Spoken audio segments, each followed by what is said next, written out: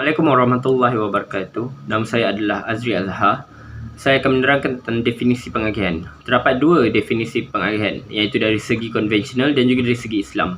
Dari segi konvensional, bagaimana pendapatan dan kekayaan negara diagihkan di antara pelbagai faktor pengeluaran yang memberi sumbangan untuk mendapatkan kekayaan tersebut, iaitu pengagihan faktor dan pengagihan fungsian. Dari segi Islam pula, bagaimana pendapatan dan kekayaan negara dapat diagihkan di antara faktor pengeluaran iaitu agihan pendapatan fungsian dan juga bukan faktor pengeluaran iaitu agihan pendapatan perseorangan. Asas-asas pengagihan Islam pula, Allah pemilik sebenar, had al-kifayah bagi setiap individu dan juga keseimbangan ekonomi antara anggota masyarakat mestilah terpelihara. Islam meletakkan prinsip seperti sumber-sumber ekonomi tidak boleh dimonopoli oleh golongan tertentu sahaja, campur tangan kerajaan untuk mengimbangi kedudukan ekonomi. Kepentingan pengagihan adalah pelbagai permasalahan ekonomi timbul akibat dari kegagalan pengagihan yang sewajarnya sebagaimana yang ditentukan oleh syarak dan bukannya kerana kurangnya sumber atau harta kerana setiap individu telah ditentukan rezekinya oleh Allah. Harta yang gagal diagihkan dengan adil dan menyeluruh telah menyebabkan sebahagian besar manusia hidup ditindas, melarat, susah, miskin dan sebagainya. Dalam masa yang sama, segelintir kecil manusia hidup dengan harta yang banyak dan mewah serta peluang yang banyak. Keadaan ini menyebabkan wujud jurang pemisahan yang besar di dalam masyarakat di antara golongan kaya dan miskin. Seterusnya mencetuskan dendam kesumat dan kebencian pihak yang merasa tertindas dan serta wujud sifat bongkak dan sombong pihak yang memiliki harta kekayaan. Ekonomi Islam mahu supaya setiap individu memperolehi hak masing-masing. Islam berhak untuk mewujudkan perpaduan di kalangan umat manusia dan tidak mahu wujud perpecahan atas kelas-kelas yang berbeza di dalam kalangan manusia. Assalamualaikum warahmatullahi wabarakatuh. Nama saya Nazrin Adhim bin Razali dan saya akan membentangkan tentang golongan orang yang berhak menerima zakat. Baik. Tapi sebelum itu saya ingin menceritakan serba sedikit tentang golongan yang berhak menerima zakat. Baik. Agihan zakat dapat menambah kuasa beli yang menyeluruh di kalangan orang-orang Islam dan meningkatkan permintaan di pasaran. Baik. Golongan yang berhak menerima zakat telah diterangkan dalam Al-Quran pada surah At-Taubah ayat 60 yang bermaksud bahawa sedekah dan kurungan zakat itu hanyalah untuk orang-orang fakir, orang-orang miskin, pengurus zakat, orang mu'allaf bagi mudah artinya. Baik, untuk memerdekakan hamba, orang yang berhutang ke jalan Allah dan orang yang bermusafir dalam perjalanan. Ini sebagai suatu ketetapan daripada Allah dan Allah Maha mengetahui lagi Maha bijaksana. Baik.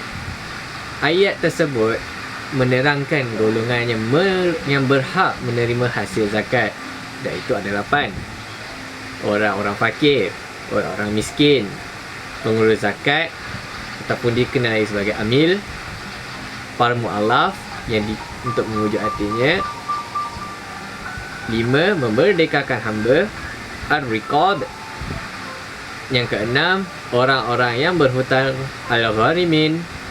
7. Orang yang berjuang ke jalan Allah fi sabilillah. Dan terakhir sekali, orang yang sedang dalam perjalanan Ibnu Sabil.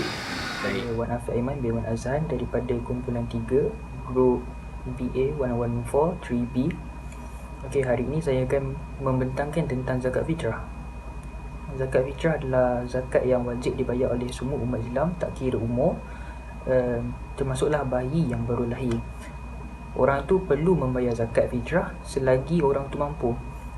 Dan kenapa zakat fitrah ni kita nak kena bayar? Kenapa orang Islam perlu wajib membayar zakat fitrah?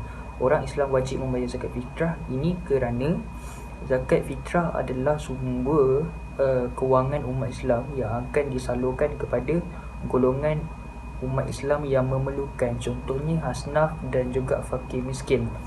Diorang memerlukan bantuan kita dan daripada zakat fitrah ni lah kita boleh salurkan bantuan kepada golongan tersebut. And bila kita nak kena bayar zakat fitrah ni perlu dibayar pada bulan Ramadan. Dan zakat fitrah adalah kewajipan dalam bulan Ramadan selain daripada kita berpuasa dan juga kita solat. Okey, seterusnya waktu bayar zakat fitrah, kita kena bayar zakat fitrah macam yang saya cakap tadi dalam bulan Ramadan. Dan kita kena bayar sejak terbenam matahari pada penghabisan bulan Ramadan. Waktu tu pun kita boleh bayar juga, maksudnya di akhir bulan Ramadan lah, pada tanggal 29 ataupun 30 Ramadan. Lepas tu apa hukum membayar zakat sejak terbenamnya matahari pada akhir bulan Ramadan? Apa hukum dia? Sesudah solat subuh dan sebelum solat Aidilfitri, hukum dia sunnah.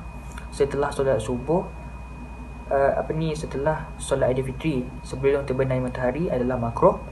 Setelah terbenam matahari pada hari raya, hukum dia adalah haram.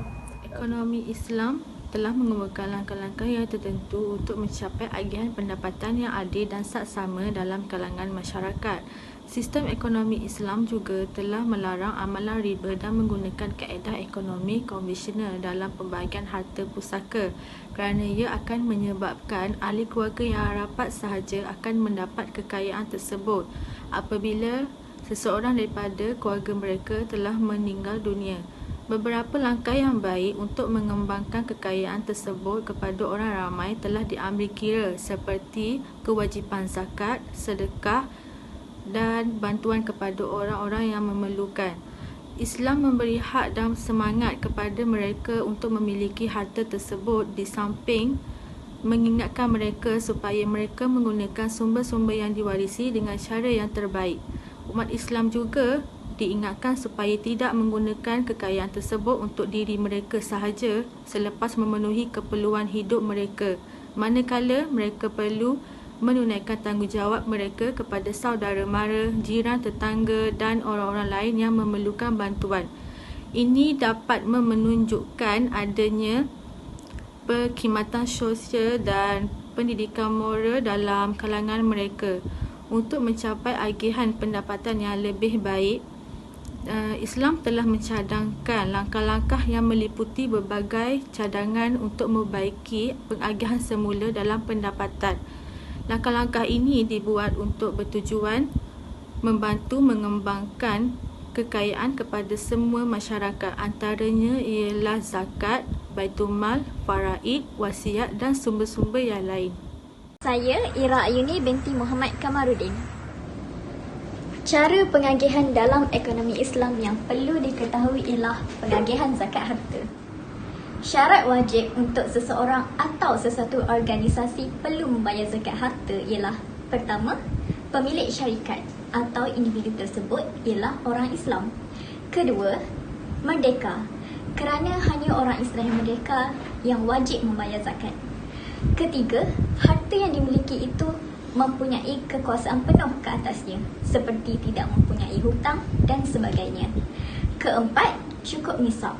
Dan kelima, cukup haul, iaitu tempoh harta yang dimiliki genap setahun bulan hijrah. Jenis-jenis zakat harta. Pertama, zakat pendapatan, iaitu zakat yang dikenakan ke atas jumlah pendapatan. Kedua, zakat wang simpanan, iaitu zakat yang dikenakan ke atas jumlah wang di dalam akaun simpanan. Ketiga, zakat perniagaan, iaitu zakat yang dikeluarkan hasil daripada harta perniagaan. Keempat, zakat saham, zakat yang dikenakan ke atas pegangan ekuiti yang diperoleh melalui pelaburan modal. Kelima, zakat emas, iaitu zakat yang dikeluarkan ke atas emas fizikal seperti barang kemas, bar emas, shilling emas, dan emas bukan fizikal seperti akaun pelaburan emas, emas dalam gadaian, jika ianya lebih 85 gram. Keenam, zakat perak, iaitu zakat yang dikira ke atas logam perak yang dimiliki, jika nisab melebihi 595 gram perak.